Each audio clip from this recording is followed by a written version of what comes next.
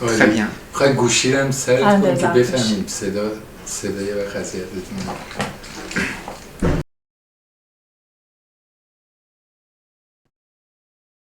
Bon, on va le faire en français, donc.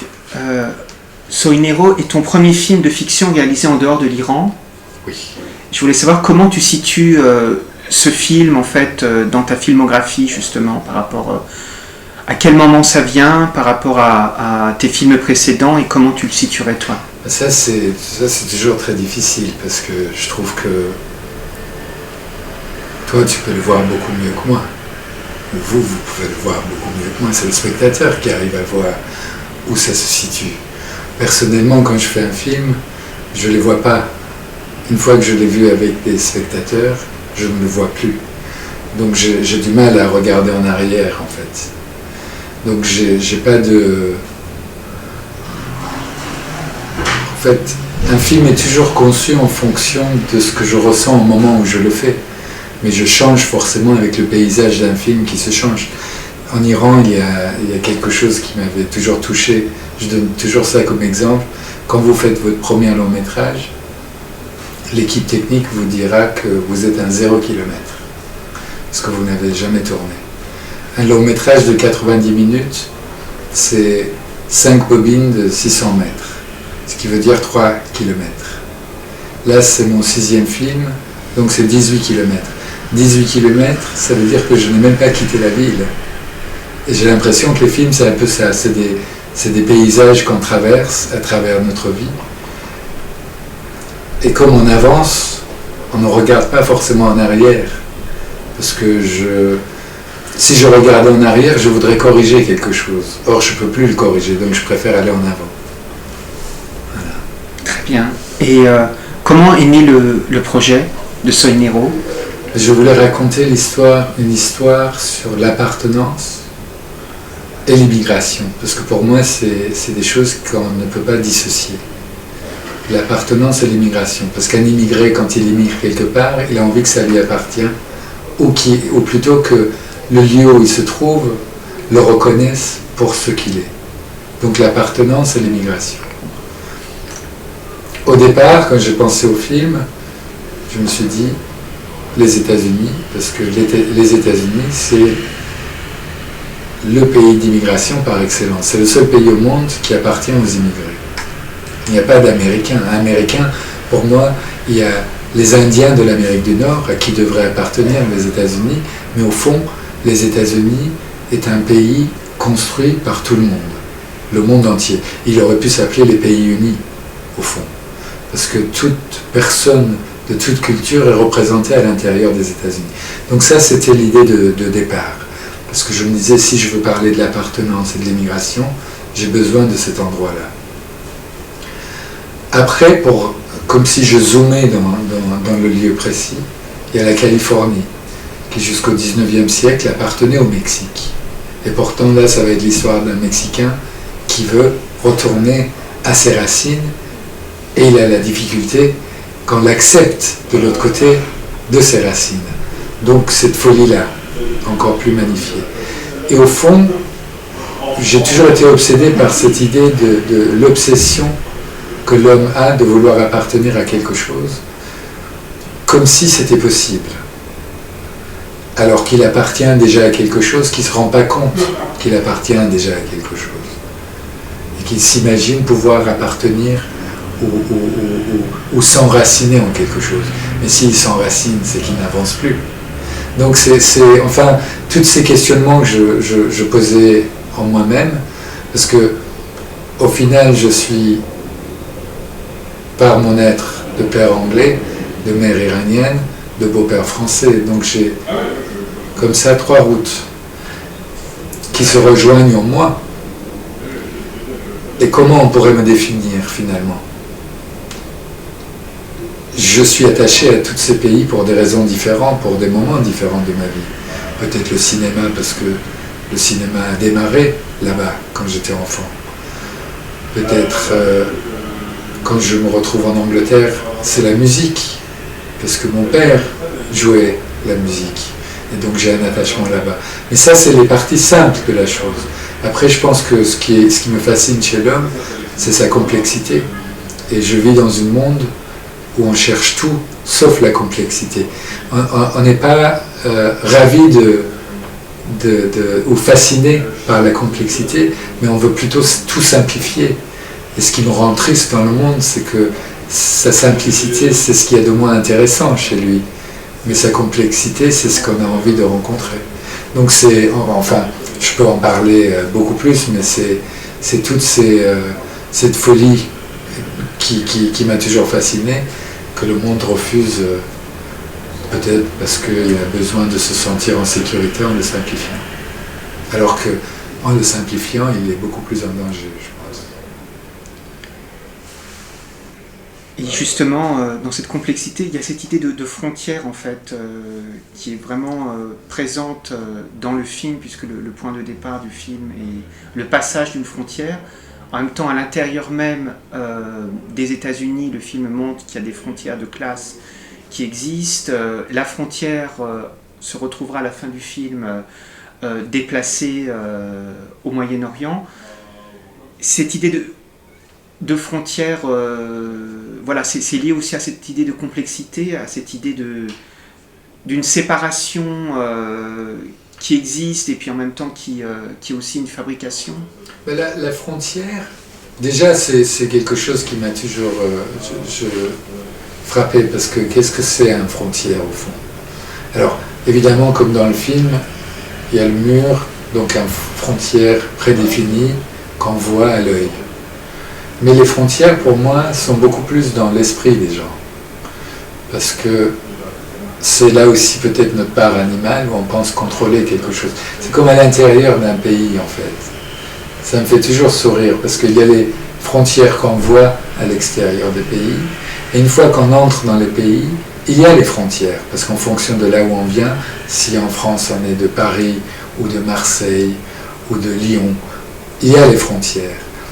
Et chez l'homme, jusqu'à son voisin, il y a les frontières. La porte est la frontière qui va séparer l'endroit où il vit avec celui de l'autre. Et après, il y a les frontières dans l'esprit. Cette idée qu'on veut appartenir à un groupe de gens. Donc, on se crée comme ça une idée de à quoi on ressemble et à quoi on peut appartenir. Après, ça peut être, on veut être punk, on veut être d'une mouvance intellectuelle, on veut être comment on s'habille. Enfin, les frontières viennent aussi de la manière qu'on se comporte dans la société. Donc les frontières, pour moi, c'est un peu comme quelque chose d'infini dans l'esprit de l'homme. Et ça me fascine parce que je ne le comprends pas. Je ne comprends pas cette besoin constante qu'on a par la peur de se protéger, et la peur qu'on a d'être ce qu'on est. Comme si il y avait quelque chose de mal en soi, d'être soi-même. Et donc on veut toujours être ce qu'on n'est pas. Et est-ce que c'est pas ça la folie de l'homme, au fond? De vouloir absolument être quelque chose d'autre que ce qu'il est déjà.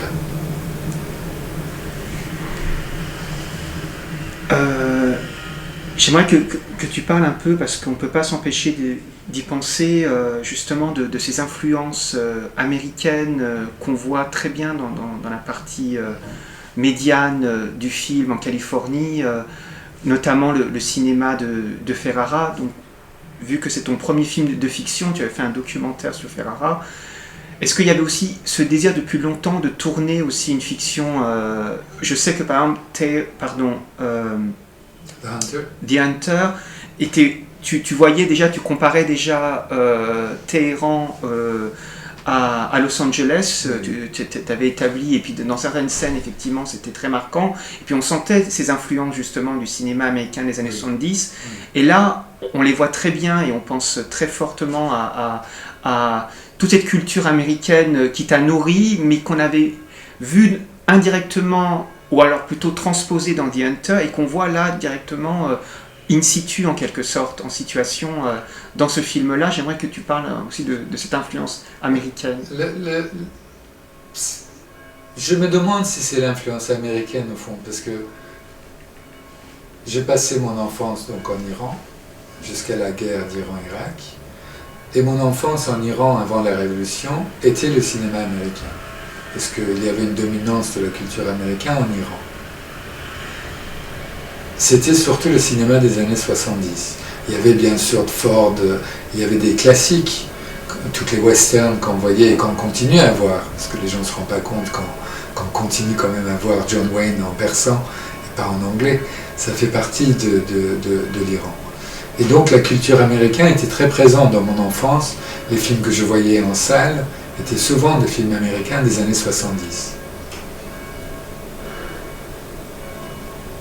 Ce que je trouve fascinant, c'est avec le temps, le cinéma américain des années 70 a été très influencé par le cinéma européen des années 60.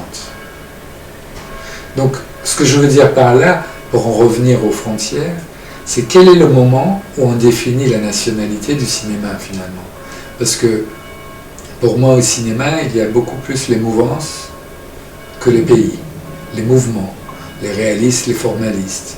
Quand je vois notre cinéma en Iran, le cinéma qui a été connu au départ en Occident, c'est la partie réaliste, pas la partie formaliste. On peut dire que le cinéma formaliste, bien qu'il y ait eu des cinéastes comme Beyzaï ou Merchuli avant, c'est Farhadi qui l'amène, donc ce qui renouvelle pour l'Occident le cinéma iranien, mais au fond, il nous amène les formalistes de l'Iran. Donc c'est les mouvances. Le mouvance réaliste, qui est né en Italie, qui se retrouve en Iran, qui est passé par l'Inde, qui est en Roumanie, est quelque chose qui n'a pas de frontières. Il bouge parce que finalement c'est une réflexion sur une réalité de l'être. Et je trouve qu'au cinéma, pour moi c'est beaucoup plus naturel de penser aux mouvances et aux manières de faire les choses. Quand je pense à Cassavetes, qui est un cinéaste que j'aime beaucoup, évidemment il est américain, mais est-ce qu'il représente le cinéma américain? Je ne crois pas. Je pense qu'il est beaucoup plus proche d'un Piala en France qu'autre chose. Donc il y a comme ça, comme s'il y avait des mouvances. J'arrive pas à mettre des frontières comme ça dessus. Effectivement, le cinéma américain des années 70 m'a influencé, mais le cinéma européen aussi, qui avait influencé ce cinéma-là des années 70, et le cinéma iranien aussi, qui avait été influencé par ce cinéma-là. Donc pour moi, le cinéma est toujours quelque chose qui est en mouvement constant. Et on ne peut pas le cerner comme ça. On a envie de le cerner, c'est un peu comme la simplification des nationalités. Mais moi, quand je parle du cinéma italien, entre Pasolini, Rossellini, Antonioni, Fellini là je parle de ceux qui m'arrivent comme ça en tête, quelle ressemblance? Ils ont une culture et une langue, c'est vrai. Et il y a la richesse de leur culture et leur langue. Mais ça s'arrête là. L'individu en question qui s'exprime à sa manière très personnelle. Donc on ne peut pas comme ça l'identifier. Si, pour simplifier, on va dire c'est un Italien. Mais un Italien, ça veut dire quoi?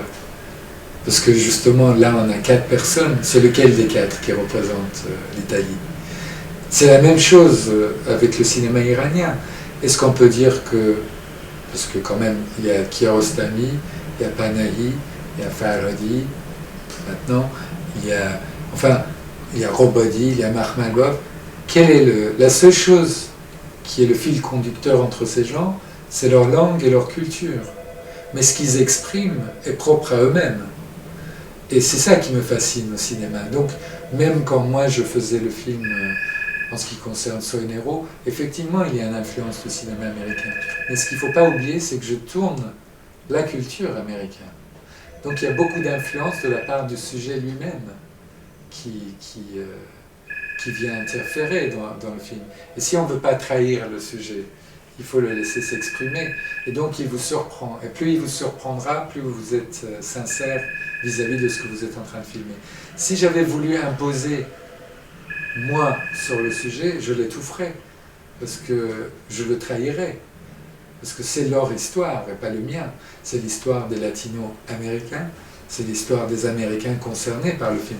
Donc c'est ce qu'eux, ils vont m'apporter qui fait le film. Et après, il y a comment le filmer. Quand on filme, on ne filme pas comme on a envie qu'il soit. Quand je tourne, je ne me dis pas je vais tourner un cadre esthétique pour l'esthétique, mais un cadre qui raconte ce que ressent le personnage. Donc là, en l'occurrence, dans Soenero, quand j'ai rencontré les vrais Green Card Soldiers, beaucoup de ces Green Card Soldiers avaient un tatouage avec un ourson dans une bac à sable. Ils appelaient le Moyen-Orient le bac à sable. Donc on est obligé de tourner avec des téléobjectifs pour écraser le désert, pour qu'il n'y ait pas des vastes paysages, mais pour qu'on ait l'impression qu'ils sont coincés comme dans une bac à sable. Parce que c'est la réalité des soldats. C'est pas Rafi qui se dit « Tiens, j'ai envie de tourner avec des téléobjectifs ». Pour moi, un film se fait pas... C'est pas des envies d'objectifs. Il faut que le film vous dise comment le faire. Une fois que le film une fois que vous le laissez respirer, vous comprenez comment il faut faire, ou comment ne pas le trahir surtout. Et à partir de là, ça prend son propre forme et ça devient son propre être, que vous êtes le témoin, mais que vous encouragez à exister. C'est ça que je trouve difficile quand on travaille, parce que souvent on a des envies de plans, mais est-ce que le plan correspond à ce qu'on est en train de regarder? Alors, peut-être un mot justement sur ces Green Card Soldiers, je veux dire, l'idée de tourner sur eux est venue comment? Enfin voilà, donc... Là, voilà. C'est donc sujet d'immigration, mais combien de films on a vu sur l'immigration? Ça, j'en ai vu, mais beaucoup.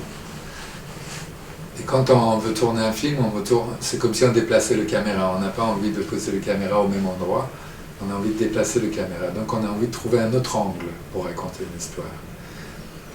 Là-dessus, je me suis mis à faire des recherches. Je ne savais pas qu'il y avait des Green Card Soldiers. Et en faisant mes recherches sur comment on pouvait devenir américain le plus vite possible, je suis tombé sur le Green Card Soldier. Là, je me suis mis à écrire avec Razvan Radulescu, le scénariste roumain. Et tous les deux, on a écrit l'histoire d'un Green Card Soldier. Un jeune homme qui fait tout pour devenir américain, qui est prêt à prendre des risques pour devenir américain. Après, je suis parti au Mexique et aux États-Unis, à la recherche de vrais Green Card Soldiers.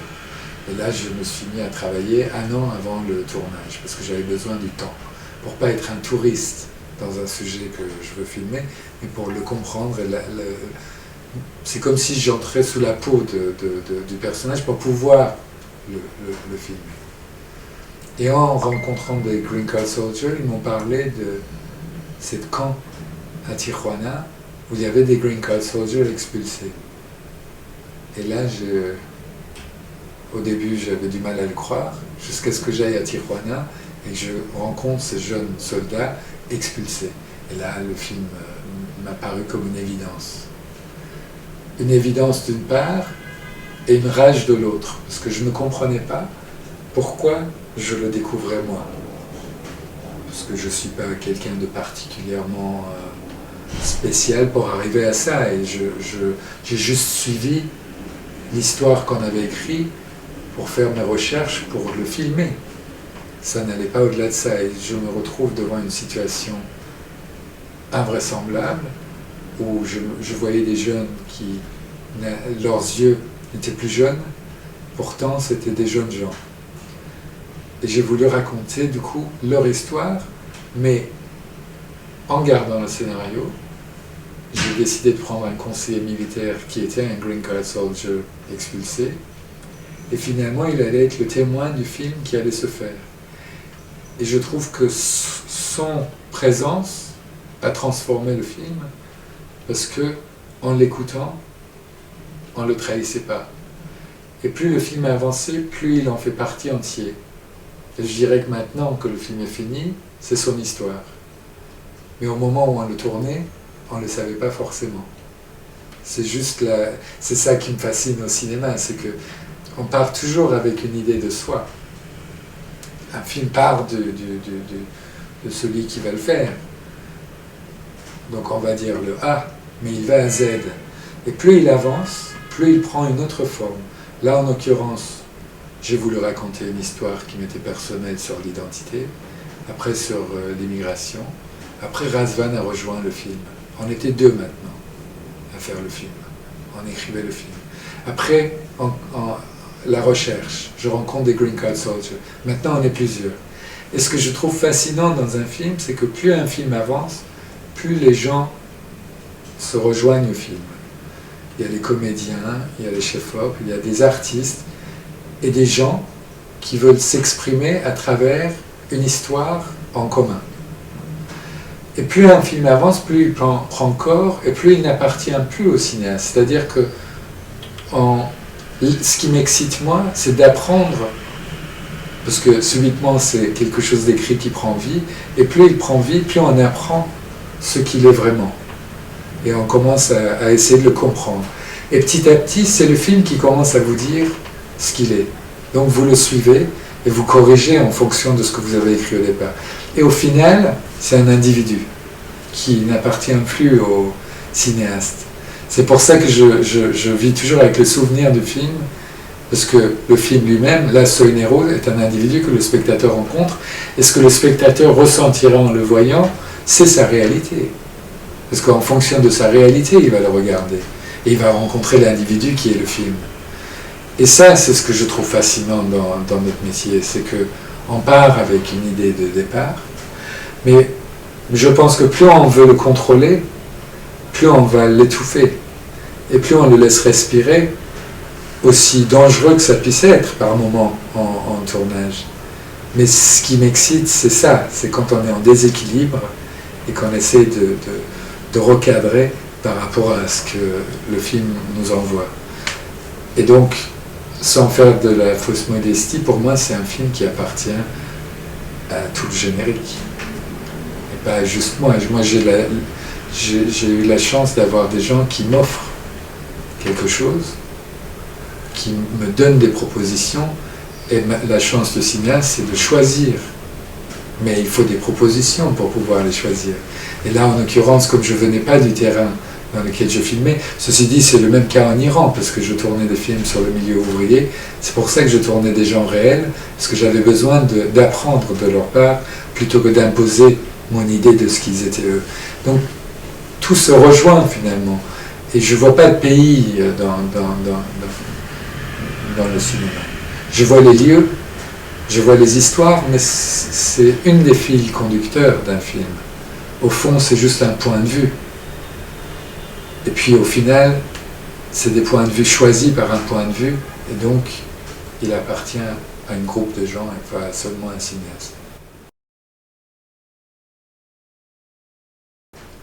Très bien. Et une dernière question, en fait, à propos de Kiarostami, voilà, c'est pas possible de te rencontrer et de ne pas revenir un peu là-dessus. Qu'est-ce que tu aurais à dire justement sur la place, l'importance qu'a pu avoir Kiarostami sur ta génération aussi de réalisateurs? Kiarostami, c'est, en ce qui concerne l'histoire de notre cinéma, c'était...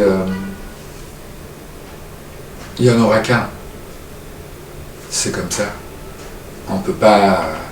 C'est comme ça. En Inde, il y a eu Satyajit Ray, en Iran, il y a Kiarostami. Il y a des génies qui naissent par moments à d'endroits différents, et nous, on a eu Kiarostami. Pour moi, évidemment, il y a des cinéastes qui travaillent, qui font des films, et je trouve ça très bien, et il faut qu'on fasse continuer à vivre notre cinéma. Mais de perdre Kiarostami, c'est une bonne partie de notre cinéma qui s'envole aussi, parce que il était lui.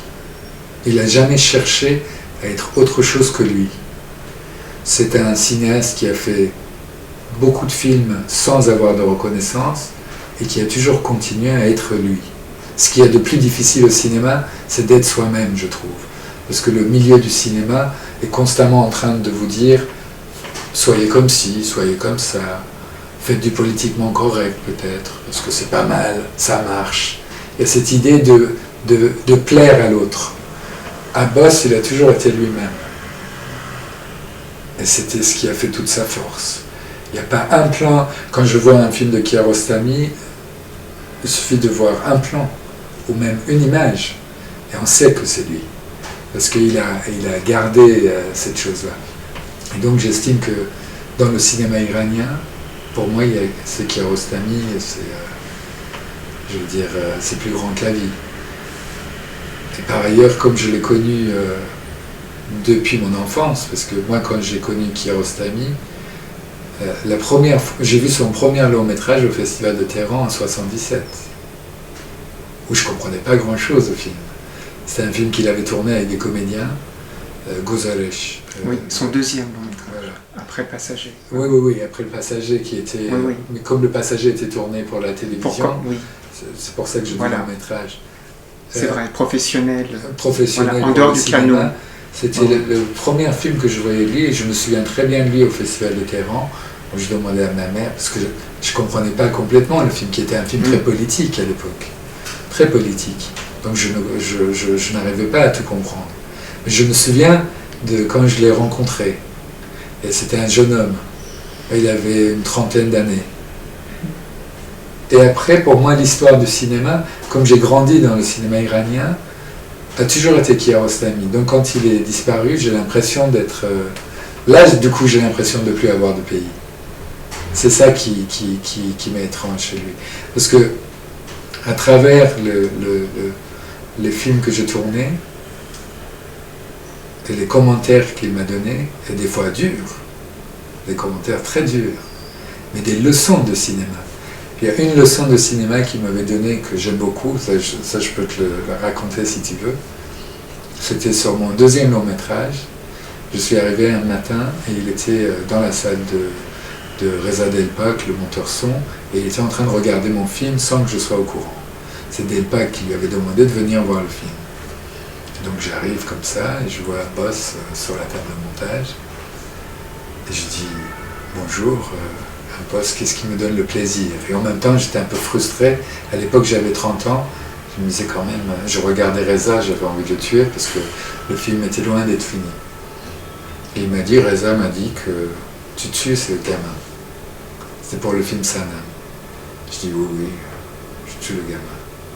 Il m'a dit, mais comment tu peux le tuer ce gamin? Tu n'as pas de permis pour tuer au cinéma. Et là je le regardais un peu avec de l'orgueil, je disais, mais je l'ai tué sans permis. J'étais un peu révolté. Et puis fâché contre Reza surtout. Donc je m'assois comme ça et il me dit pourquoi tu tues ce gamin? Moi je l'aime beaucoup ce gamin. Regarde-le. Il était arrivé qu'au 3e bobine. Il n'avait pas encore vu la mort du gamin. Et je dis parce que c'est l'histoire du film. Au début du film il voit son père mourir et après il va avoir le même destin que son père. Il m'a dit oui mais je l'aime beaucoup. Je pense que tu n'as pas le droit de le tuer. Petit à petit, le boss que je connaissais depuis longtemps, il commence à me charger comme ça, au point où parce que j'avais 30 ans, je dis, oui, je le tue. Et là, il me dit, mais pourquoi? Et là, comme ça faisait un moment qu'il me travaillait là-dessus, je dis, pour gifler le spectateur. Et là, le boss me regarde comme ça, très calmement, il me dit, ah, pour gifler le spectateur? Je dis, oui. Il me dit, pourquoi encore? Et je lui raconte l'histoire. Il me dit, ah bon, tu veux donc gifler le spectateur? Je dis oui, parce que le spectateur n'a aucun sentiment quand le père meurt au début, et à la fin le fils meurt de la même manière, et il a un sentiment. Et c'est ce que je recherche. Et il m'a dit, à quelle minute tu le fais? À quel moment? Non, pardon. Il m'a dit, à quel moment? Et moi, avec mon orgueil, je voulais être très précis, je dis au 87e minute, comme ça, très sûr de moi.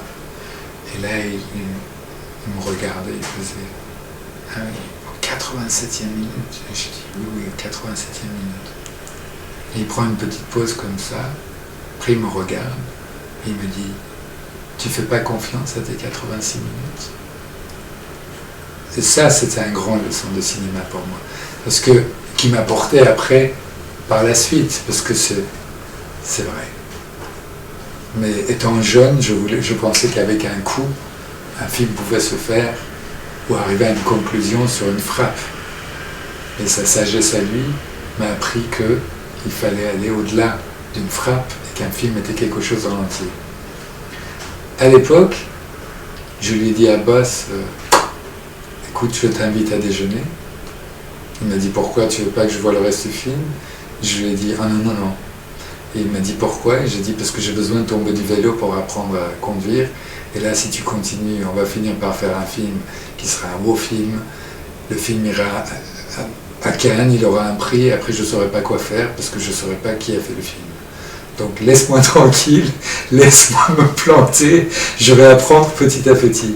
Et depuis ce jour, notre blague, notre gag à chaque fois quand on se voyait, c'est qu'il me disait alors, quand est-ce que je peux voir le film? Et ça a continué jusqu'au bout. Mais c'est un père spirituel pour moi, Boss, parce que je l'ai toujours vu à chaque film, je l'ai toujours croisé à chaque festival, on a eu des débats, ou même des arguments parfois. Mais il était toujours en avance, forcément, et toujours d'une sagesse inoubliable. Donc je pense qu'il va beaucoup manquer au cinéma iranien, parce que peut-être contrairement aux autres cinéastes, il se souciait du cinéma dans son entier en Iran, et pas uniquement de ce qu'il tournait lui. Mais il avait ce même rapport avec la population aussi.